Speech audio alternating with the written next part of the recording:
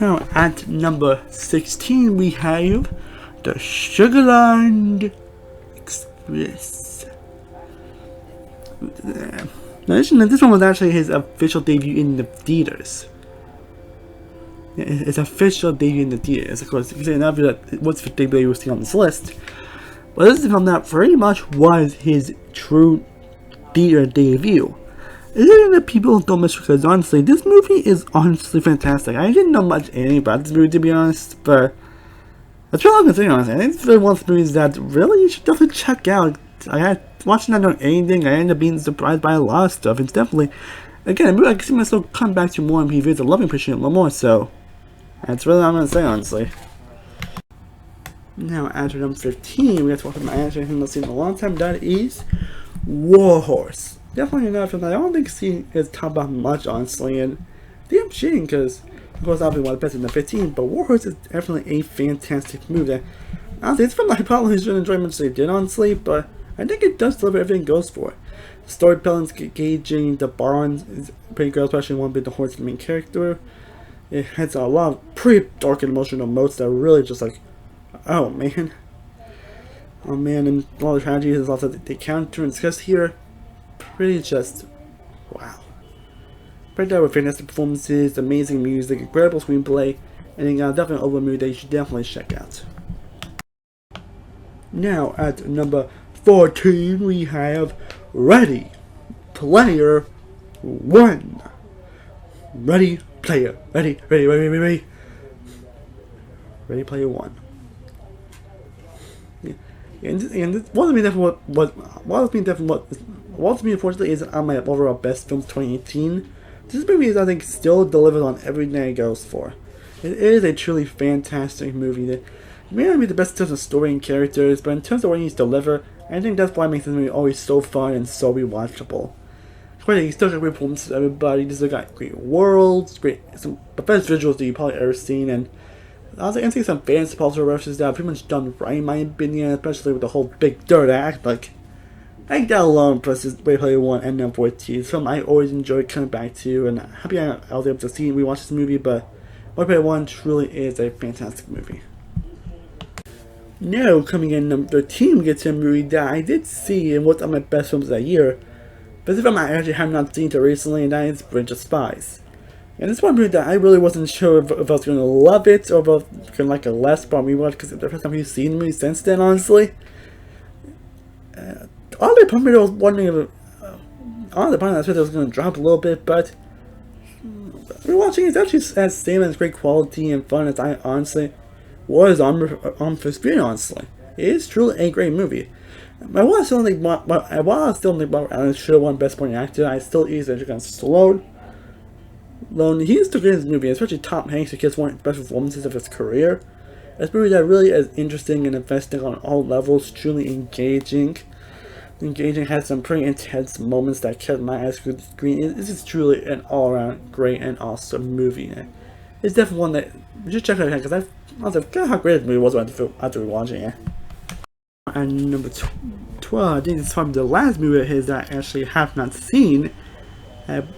So, okay, there's one more, but okay, coming in number 12, we have Empire of the Sun. Honestly, like, I think about it more because I think about it, I was like, I'm not sure how to feel like I want to say one more, honestly, but Empire of the Sun truly is a unique movie. It's definitely one of his most unique movies. It's also one of the movies that you should definitely want to see to believe, honestly. It's a film that has a pretty compelling story, number 1 or 2, but it's definitely one that delivers. I love all the connection and the emotion that really truly delivered. The acting for everybody is great, especially from John Malkovich, who probably was one of his best performances of his career. And you got Christian Bale here. Yeah, Christian Bale, I think this is one of his early roles, I believe, but he definitely delivered. He's definitely one of his best roles here. You know, story engaging, the music fantastic, the writing is amazing. It really hits every note it goes for. Just check this movie out if you haven't, seriously.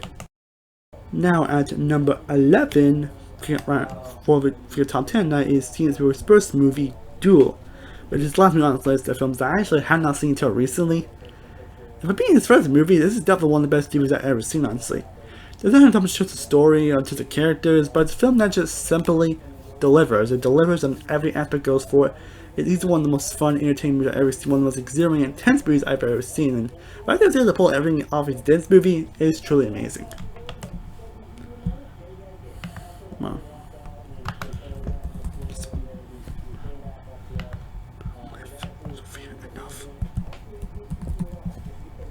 Okay, we are in the top 10, people! And coming in number 10, we have Indiana Jones and the Last Crusade.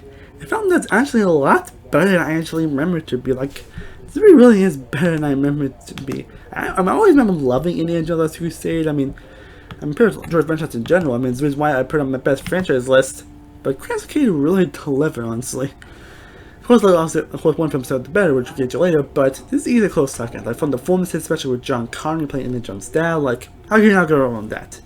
But there were a lot of the other characters, the amazing action set pieces, as you will expect in Indiana Jones movies, a fantastic story about the Holy Grail, great interactions and humor as well, along with directing and road writing. I feel it's surprisingly great, heartfelt, and emotional, but it has a lot of the fun ones that you expect. Some actually are very tense, actually, so. Again, Bill actually is a lot better than I remember it to be, but not gonna lie, but this is all around a fantastic movie. And now I'm not moving into another movie that actually was a long time I actually seen, and that is The Close Encounters of the Third Kind. Now I'm saying this is, I can definitely understand why some people not like it, saying that it is a very slow burn movie and not much action. Like in a way, it's like a rival in a way, but Holding the Front Line is definitely a lot better than I remember it to be. It's a slow burn movie, but it's one that's rewarding and riveting, where you can actually do care about the characters, you are curious about what's going on, and combined that, you get amazing performances from the cast involved, fantastic director, which is also something that I've ever fucking seen, like, Jesus. Combined that with incredible music, and the moments that are incredible and amazing, that will fill you with such emotion, and the whole visual aspect is also phenomenal, some of the best I've seen in any movie. Like, man, I've always loved this movie, honestly, but the relaunch definitely bumped it this high on the list. Now, coming in at number 8, we have Catch Me If You Can, which is a nice Spielberg movie that, yeah, it's also a lot better than I actually remember it to be, honestly. I always remember loving, but I remember that it's definitely a lot more probably rewatch. Like, it's a movie that I know a lot of people really take a highly to Spielberg movies, and it really don't see why, honestly. Again, I forgot how great this movie is, especially with how tense and thrilling it can be, how great the stakes are, the incredible music with John Williams, the gorgeous cinematography, the incredible editing, which is some of the best I've ever seen in any movie, and the incredible engaging story that has so many great turns, and also Leonardo DiCaprio and Tom Hanks given two of their absolute best performances. Coming down, yeah, from that's all thrilling again. Maybe it'll actually be a little more high if I rewatch it more, so we shall see. But yeah, Catch Me If You Can, definitely a film that's worth remembering. Now, coming in number 7, we have Schindler's List. It's definitely good me putting this number 7 because this is a film I really don't see myself watching that often. But and sometimes in my lists I can put them at the bottom, especially if you've seen a couple of lists that I planned. But I think the reason why I think it's really the directing and really the emotion that you feel for this movie is why Schindler's List is as high as on this list. I guess movie so iconic, I don't think I need to say more. I mean, it might be very long, but it's a very long and rewarding experience with, of course, Wayne with Liam Neeson, got free performance everybody, a film that's a true epic for a reason. I mean, this would be something I know considers to be the best film of Spielberg ever. Like, definitely, it's his best in terms of directing overall. Like, man, this movie is fantastic. Now, at number 6, we have Minority Report. Minority Report is number 6. A film that I really always loved, and it's my first time seeing the film forever. And again, this movie is definitely my favorite. It has probably one of the most unique concepts ever of predicting crimes before they actually happen. Like, how can that not be a concept? This is one film that really hits the concept so incredibly well and nails it. Quite like Tom Cruise, though, probably one of his best performances. Like, definitely in there for his best performance still. Quite that great from Colin Farrell as well, delivering a great character as well. A film that really has a lot of aspects expected, and its visuals are phenomenal and amazing. It has great characters, great drama, great thrills, moments that are just flat intense and thrilling. Truly so much to truly love about Minority Report, film I will always love and come back to. Now we're already in the top 5 people, and I imagine films don't one thing, so yeah, but anyways, coming in number 5, we have Steven Spielberg's Jaws. Jaws. And one of the blockbuster movies that really, what can you really say about Jaws hasn't already been said. It's known being the first official summer blockbuster, and still that 4 or 5 years later, it's still talking about. So I don't think anything to say about Jaws, honestly. It's still thrilling, scary, credible, and amazing as I remember to be. So, yeah. Now, coming number 4, we have E.T. the Extraterrestrial. Absolutely the perfect definition of a feel-good movie. Like if you want a movie that will make you feel good, that will make you smile, that will make you feel so much emotion in the best way, E.T. is that perfect movie. I mean, and that's one that's still talked about so much many years later, and for damn good reason. I mean, even the different commercial where you see E.T. reunited Elliot, that's also pretty hilarious. But really, this movie is only hilarious, it's very charming, and from its least, almost 4 years later, it still holds very well. It has some of the most iconic scenes in film history, especially the whole bike sequence. It got great performances. It also has probably one of the best child performances ever put in a movie. Like a film that so feel good and will definitely make you feel great after watching it. And it's one of the movies that you,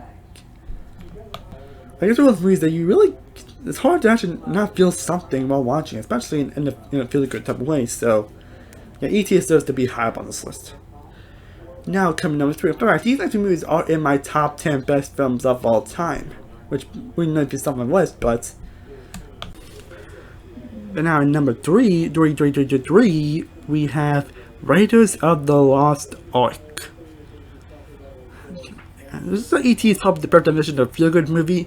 Raiders of the Lost Ark is the perfect definition of an adventure movie done right. And this reason a lot of films still kind of take inspiration from the movie to this day. And it's supposed to be Japan 40 next year, so it's definitely interesting. But it from them that just still filled with fun and amazing with this movie. It should still not be the best hold the years later, but it's always the true adventure is why I've always had a huge love for this movie, and why it's always been one of my top 10 favorites of all time. And Indiana Jones is one of my favorite characters, and Harrison Ford delivers sense of fiction. You got, of course, I love this kid that actually is interesting. You got a film that's filled with adventure, filled with fun, humor, greatness, just an all-around amazing movie that I will always cherish. Now at number 2, we got personally my favorite war movie of all time, that is Saving Private Ryan. Again, the definition of how you do a war movie rank. I mean, war movie is one of my favorite genre, but Saving Private Ryan is truly the definition of what any war movie really should be. It absolutely does on all fronts. It's one of the most emotionally impactful movies I've ever seen in my life. It really hits every note that it goes for. Got amazing performances from its amazing cast, some of the best performances of their careers. A movie that just, this movie probably has probably the best opening sequence in any movie in my opinion, and it truly nails that so well. The cinematography is still great, the visuals still, this movie still holds up so well 20 years later. This movie my pill still hails as the best war movie of all time, and for damn good reason. And now, coming in, my number 1, my personal favorite Spielberg movie, which shouldn't be surprised if you've seen my channel for a while, and that is Jurassic Park. I was sure there may be movies that have better aspects than Jurassic Park, but I think the reason why Jurassic Park has always been my second favorite movie all the time is really because it's the film that made me fall in love with movies. This is the movie that made me become the movie lover that I am today. If you're wondering why I like this, I'm not trying to two movies that, but I want to know why I love watching movies. This and Jurassic Park would be the films that I would always think about. I have been watching this, and I haven't been really in love with movies, honestly, because I was never doing stuff. But what it is now, I actually was able to actually write a lot of movies, honestly, throughout most of my life. I actually did still have some of them actually, so I might show them at some point. But this is something that made me fall in love with the movie genre that I am today. But also, Jurassic Park is an all-around amazing movie. Definition of what a monster movie should be. Having characters they care about, have fantastic performances, great characters, some very iconic ones. Some of those memorable sequences in any movies, especially in terms of the effects, in terms of that T-Rex sequence, it has some memorable moments that please. So, all the reasons why for me Jurassic Park is my personal favorite Spielberg movie. Well guys, I hope you enjoyed me discussing all 32 Steven Spielberg movies. It was a lot of fun watching all his movies and look about it, but I would love to know down in the comment section below. What are your personal favorite Spielberg movies? What movies do you love the most?